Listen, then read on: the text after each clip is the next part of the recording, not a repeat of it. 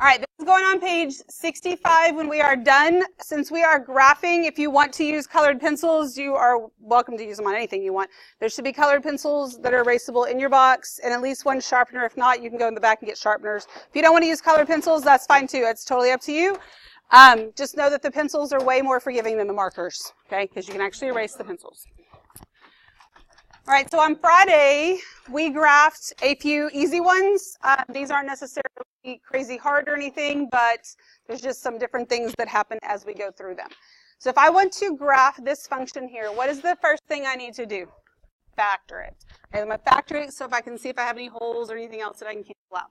So in the numerator, this would give me x minus 3 times x plus 1. And in the denominator, I would get x plus 1 times x plus 2. So can I reduce it? Yes. So these I can cancel out, which are going to give me a -1 of an x value for my point discontinuity. So then I have f of x is equal to x minus 3 over x plus 2. So do I have a parent function, or is this part come from a parent function? No. If I have a variable in the numerator, it's for sure not a parent function. So then I need my y value for my whole, and so I would need f of -1, which will give me -1 minus 3 over -1 plus 2. So what's that going to be? 4. Positive or negative? -4. Do I have any roots? Yes. What is it? 3. Do I have any vertical asymptotes? Yes. X equals -2. Do I have any tangency or togetherness? No, I don't have any multiplicity in the numerator or denominator. Do I have a horizontal asymptote? Yes. What is it? Y equals 1. Y equals 1 because they're tied in degree, which means there is not a slant asymptote. My y-intercept, that should be the y-intercept. I can just -3/2.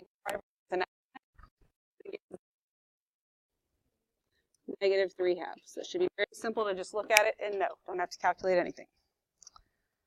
All right, so then I'm going to jump down here to my number line. I'm going to rewrite my function here, though, because when I scroll, I can't see it anymore.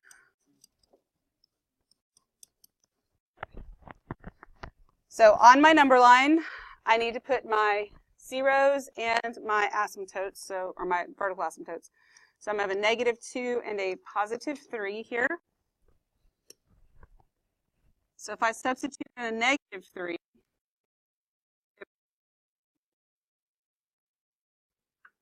between -2 and 3, I can do 0, so it's negative, positive, oops, which makes that negative, not positive. Okay, and then if I substitute in 4, it'd be positive, positive, this is positive. So this, and this. Okay. So I have all this. Let me go graph everything I can that we have found so far, figure out what's going on. I've got a whole at -1, -4, so -1, 1, 2, 3, 4. That there. I have a root at 3. I have a vertical asymptote at -2. And then I have a horizontal asymptote at y equals 1. And a y-intercept.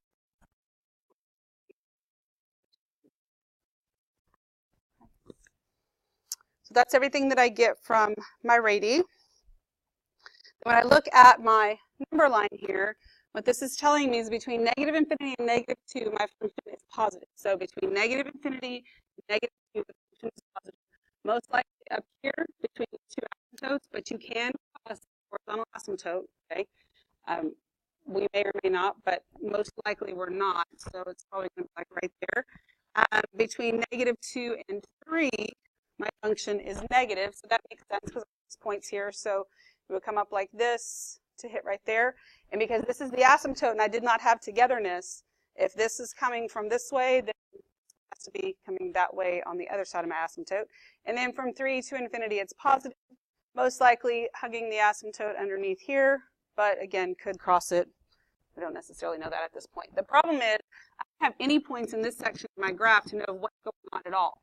You have to have at least 1, sometimes 2 points in each section just so that you have some idea of where to draw something. You can't just slap a curve down there. So here, these 3 points are going to be enough for that over there, so we can go ahead and draw that one in. Should look something like this. Right? I got that part. But we got to figure out what's going on over here. So we can make a little T-chart. I'm not finding 1,000 points. I don't need that many. I just need a couple to have an idea of what's going on. So I can substitute in a negative 3. When I substitute in a negative 3, it's going to be negative 3 minus 3 over negative 3 plus 2. Like 6. So negative 3, 6 is a point. Well, that by sometimes 1 point's enough. That's really not enough over here because I don't know. I mean, this could come really close to my asymptotes like this, or it could swing out wide and you have a big gap here. It just depends on what's going on. So let me try another one. Probably not negative 4. It still might be too close to negative 6. Okay, if I do negative 6, I mean negative 6 minus 3, which is going to give me what? 9/4. 9/4. So that's 2 1/4. So I'm going to go to negative 6, 2 4, 6, and then about 2 1/4 right there. And then that's enough to know that I'm not going to come in real super close to this. It's going to swing out more like that. And then there is your graph. Still looks very much like some of the other ones that we have graphed. They're not all going to look like that.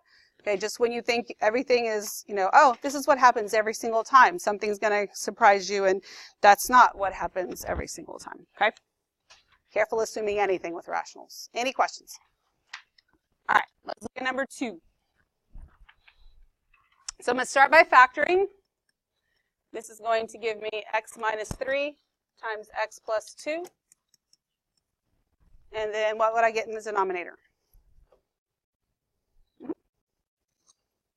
Okay, thank you. X plus 4, what? X plus 4 times x plus 4, which is x plus 4 squared, right? And that's a perfect square trinomial. It is helpful if you can recognize those things. If you don't recognize them, then you at least need to get it x plus 4 times x plus 4 and make it into the squared thing there. Okay, do I have anything I can reduce? No, nothing I'm going to cancel out. And so I have any discontinuity. Do I have any roots? Yes, negative 2 and 3. Do I have vertical asymptotes? X equals negative 4. Do I have any tangency or togetherness? Yes, which one? Which one is the denominator? Is it tangency or togetherness? Y'all are staring at me like I don't know, because I know. It's togetherness, okay? Tangency is in the numerator like a polynomial. Okay, that's where your bounce would come from. The denominator is togetherness. So I'm just going to write that I have togetherness at x equals negative 4. Okay, and then we'll look at what that means for us on the graph. And then, do I have a horizontal asymptote? Yes or no? Yes, y equals 1. And the original is a little bit easier to look at because they're tied in degree, and so it's just a ratio of that. It's just y equals 1, which means I do not have a slant asymptote. And then my y-intercept is 0, what? That should be a really easy question. You should know it like that.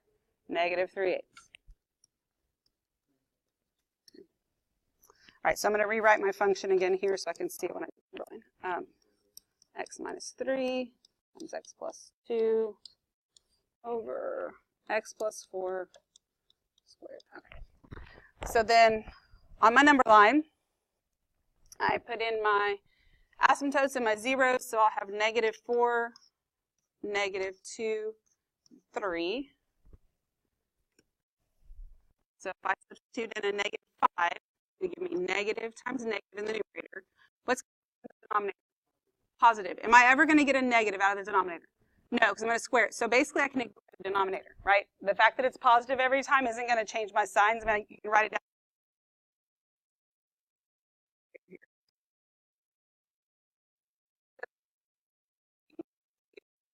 Negative, which is positive. And negative 2 and 3. Positive. Substitute in a 4. Positive. So, here. Positive here. Negative here. As I have reminded you many times, they do not always alternate. If they did, what's the point of us ever actually checking, right? So they do not always alternate. They do not always end positive. So don't start assuming things just because you think that you know what's going on with that. That was the case. That was told you a long time ago. All right, so let me go ahead here and graph what I can graph. See, I don't have any holes. I have roots at negative 2 and at 3.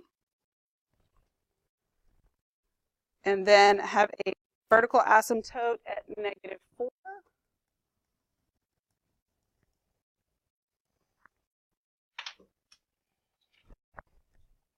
I've got togetherness at that asymptote as well, which means for me that either it's going to both be going to positive infinity like this, or both be going to negative infinity, but they're not opposite. But we'll worry about that in just a minute. I have a horizontal asymptote at y equals 1. And I have a y intercept 0, negative 3, which is about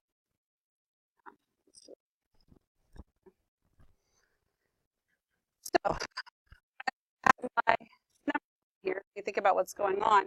From negative infinity to negative 4, my graph is positive. So from here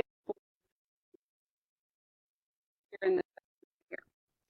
Then from negative 4 to negative 2 is positive. So from negative 4, and I'm starting up here because this part should look something like that, and then I'm going to start back up here against that togetherness at negative 4. It's going to stay positive, and then it goes to negative between negative 2 and 3. So what seems weird about that? If this is positive, and there's no breaks in this, and it's going to go down to negative, it's going through your asymptote, right? So it's going to go through that asymptote, which, again, is something that can happen. And so it's negative down here, so it's going to come down here, and then it stays positive. Well, I've already crossed it once. I might end up crossing it again. Well, we'll just see what happens here in just a minute. But I need some points over here. I have nothing over here. So let's go and figure out some of those. So I've got x and y.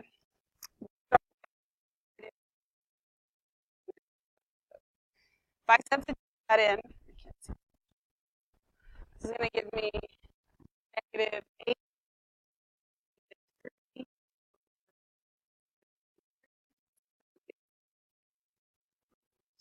Which doesn't really help me off my graph, right? So we'll try negative 6. And that'll be negative 9 times negative 4 over negative 2 squared. All right, so negative 2 squared is 4. I cancel out with that, make that positive, so 9. I can graph 9, right? So I'm going to go to negative 6, 2, 4, 6, 9, put a point. Well, that by itself, not enough, right? And I'll try negative 8 instead of 7. So I substitute negative 8, I'm going to get negative 11 times negative 6 over negative 4 squared. So which is 33 over 8. So 33 over 8 is 4 and an 8. Okay, so I can go to negative 8. And then go up to 2, 4, and an 8 right there. So I feel like I could probably figure this. I think so.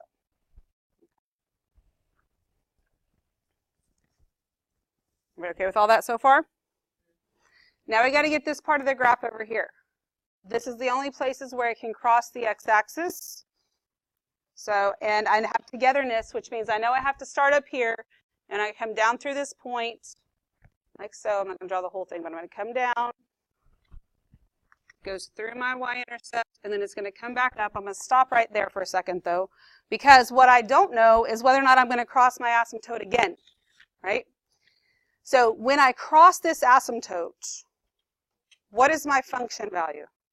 What does f of x have to equal when it crosses that asymptote? 1. It has to equal 1. When it crosses the asymptote, value is 1. Does that make sense? So it could cross again if my function value could be 1 at more than one place, which is definitely a possibility. So we're going to check that. So if you look, if we go down here, I think you can build room down here. I'm going to use my original one and say x squared minus x minus 6 over x squared plus 8x plus 16. I'm going to see when that equals 1. All right. So this is very simple to do. I need to get rid of my denominator, so I'm going to multiply both sides by that whole denominator. So I'm going to get x squared minus x minus 6 equals x squared plus 8x plus 16, and I want to see when that is true. So when I start to solve this, if I subtract both sides, they're just going to cancel out. I'm going to take this x and move it over here to give me 9x, subtract 16x from both sides, and I get negative 22. So when y equals 1, x equals negative 22 over 9. That's only one answer. It's only one time that I'm going to cross that, and we can double check that we were even right. Negative 22 over 9 is like negative 2 and 4/9, right? So if I go to negative 2 and 4/9, which is about 1/2, and that's right there where it crosses that asymptote. And that's the only time, which means I know now that when it comes back up, it's not going to come up with the asymptote. Going to come up the asymptote all the way to infinity. Okay. Everybody okay with that? Any questions? Oops, don't forget your arrows on all of them. Okay, we good? All righty, let's look at number 3. So I'm going to factor this and get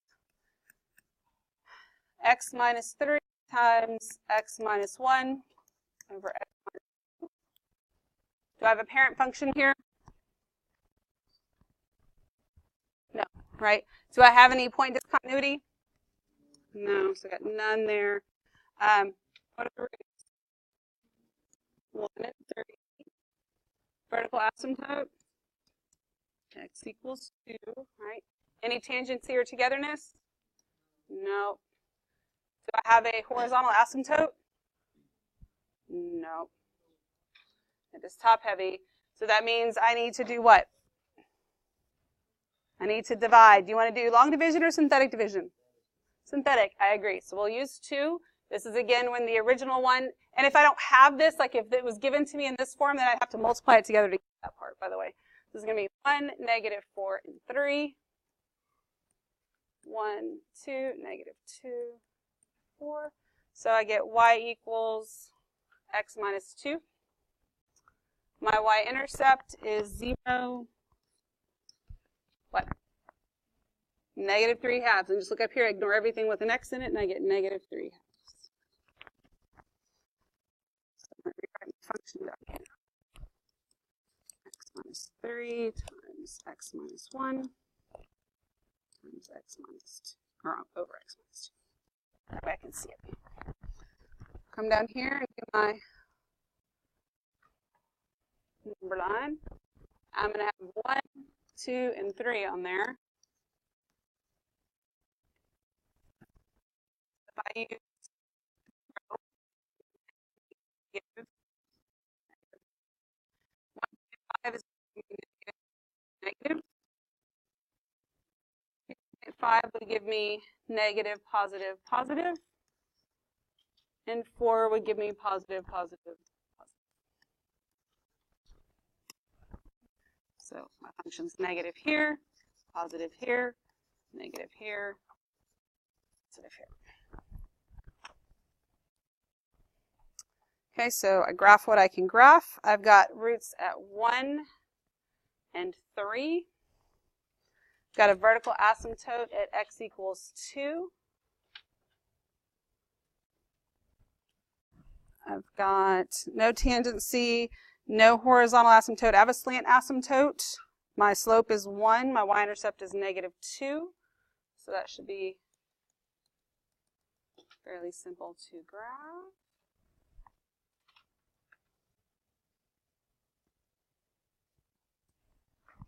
So, and then I have a y-intercept at 0, -2. Out there. Okay, so what my number line tells me, between -infinity and 1, my function is negative. So all the way through here, my function is negative. This is an asymptote, so that makes sense. It should, hug this asymptote, let it hit those points there. And I've got this vertical asymptote, so it becomes positive here at 1. So between 1 and 2, it's positive, so it's coming up this way. I did not have tangency or togetherness, or I didn't have togetherness, which means that it doesn't start back over right here on this side of the asymptote. It has to start down here, which makes sense because between 2 and 3, it's supposed to be negative, right? And then from 3 to infinity, it's positive. So not a bad idea to check yourself on that, because if your points don't make sense, then something's not right somewhere. But I basically have 2 sections of this graph. I have this section here, and I got some points, and I have this section here. And I only have 1 point, but because I have these asymptotes, there's really not any more than I necessarily need. You can get another point if it makes you feel better. But here, this one's pretty straightforward. You just got to make sure that it is hugging that asymptote and that it doesn't curve back up or anything.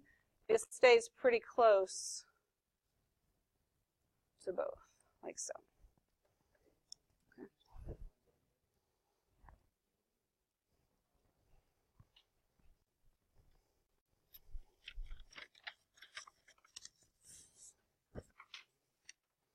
All right, we good? All righty. Number 4.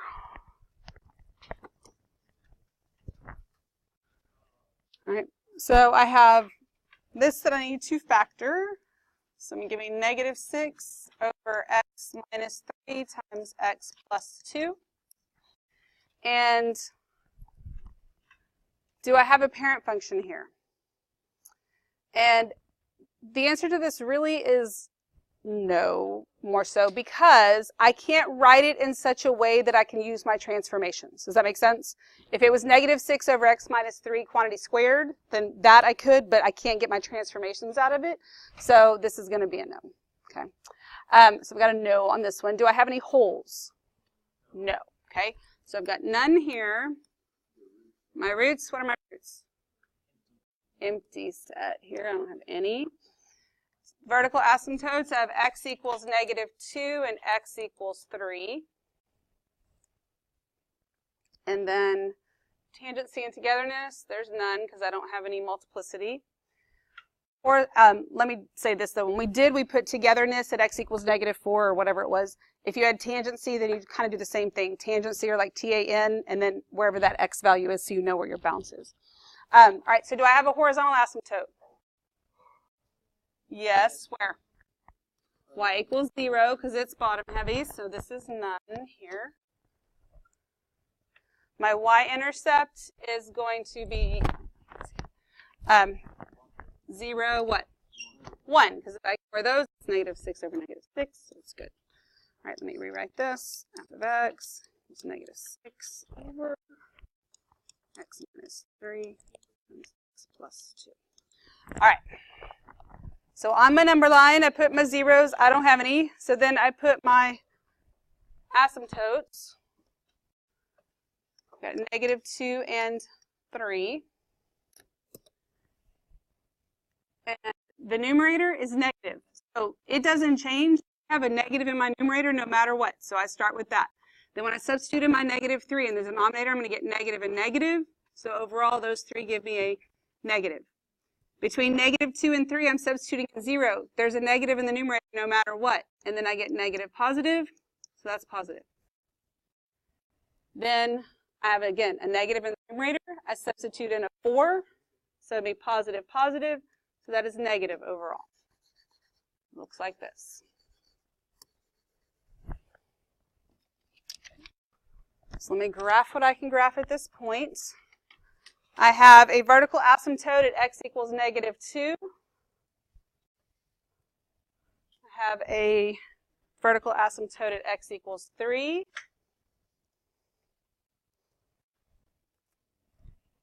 And a horizontal asymptote at y equals 0. A y-intercept at 0, 1. All right, so that's all I got. Now, what this tells me here is that between negative infinity and negative 2, my function is negative. So between negative infinity and negative 2, it's negative. And I know it's down here. I know it's not going to cross it become positive, and that's not happening. So it's down here somewhere. It's where my function is. Then between negative 2 and 3, everything is positive. It's all up here.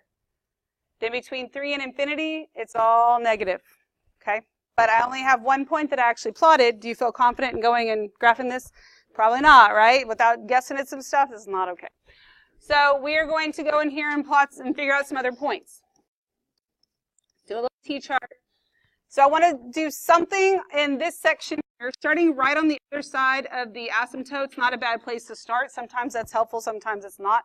We'll just see what happens. We'll do negative 3. So I can't, it's negative 6 in the numerator. So I end up with negative 6 over negative 6 times negative 1. So what does that give me? Negative 1. Okay, so negative 3, negative 1, that's a point. That's probably enough, right? Considering I know what's happening, I know I have to come from over here and then come down this way. So I think my graph is going to look something like that, right? And then, make this point a little bit bigger. There we go, kind of missed it.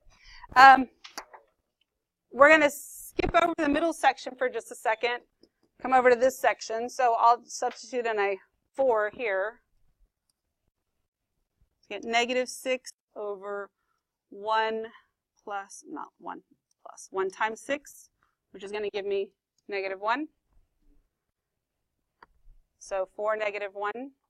And we're not just getting these because I knew exactly what to pick. Like, this is what I picked when I did that. Just pick one right on the other side. If you get something really high or really low or something like that, or like if it was way down here, then I would want to pick another one over here to figure out what my curve's going to look like. But it came out nicely. So this side's going to look like this. And again, I know it doesn't cross the asymptote because it has to all be negative. All right, so then I'm looking at this section in here. The whole thing stays positive, right? And I know it has to go through that point right there. What do you think it's going to look kind of like? A parabola, okay? Because if you're in between two asymptotes, you got two options. It's going to look kind of like a parabola, or it's going to look like a cubic. Like if it was positive and then was negative, it could come down here and have this little shape right here, okay? So I still think maybe I could be nice to have another point. So let's do 1. If I substitute in 1, it's going to give me negative 6 over negative 2 times 3. So what does that give me? So I get another point right there. And I know, again, there is no togetherness, so there's no question, even if I didn't know it was all positive here, that it's got to start coming down this way. This clearly, neither one of those is the minimum. It's going to have to go below that. And then, again, no togetherness, so it's got to come back up there. It's going to look something like this. Which definitely doesn't look anything like the parent function, right? Okay, we good? Any questions at all? Alrighty. So, I'm going to show you how to put this in your ISN because I know it's kind of weird. So if you will fold it in half and have the ISN page part on the front, I will show you what to do.